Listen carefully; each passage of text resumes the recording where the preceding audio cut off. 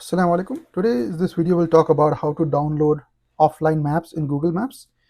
This is really helpful when you don't have access to data, but still you'll be able to look up directions.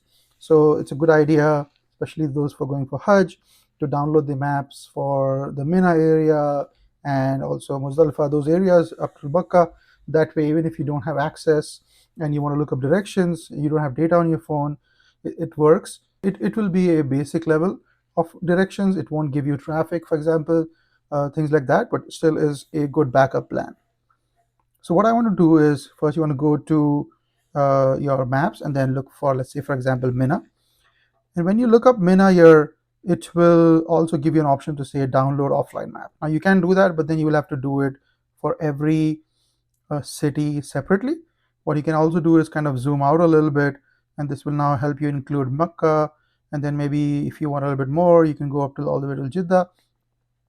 And now what you can do is click on your icon where it shows your name, or I mean your profile photo. Click on your profile photo, and then you will see there's an option here, it says places, profile, timeline. Click on offline maps.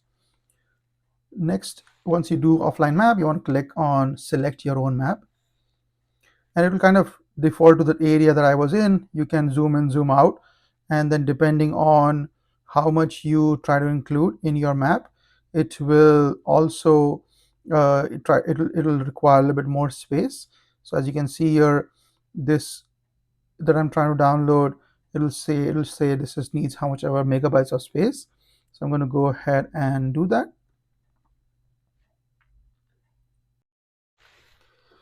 So once the download completes, you see it is taking up some space. I can give it a name if I need. So I can say Saudi Arabia. Now, even if I don't have data, so let's try to test that. What I'll do is put my phone in airplane mode. So now let's try to look up Masjid al-Haram.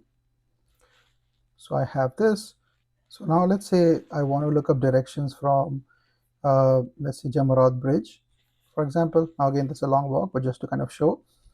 Even though I don't have data, it still works. I can see the offline, right? It doesn't have traffic information, and right now it's only giving me preview. But if you're at the Jamarat Bridge, and so yeah, if you do need to walk, you can use this. And again, this is a long walk, so hopefully you don't have to do it. But yeah, let's say you are at Muzdalifah and I'm trying to see how far is Jamarat Bridge from Muzdalifah. You can look that up, and this will tell you, okay, this is how far it is. And again, if you're in Mina, you want to try and drop a pin so that you can keep your location saved, and that way you are aware of how to go to your camp back.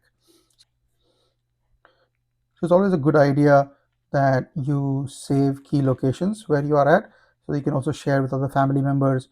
Let's say I'm at this location, I want to hold this, right?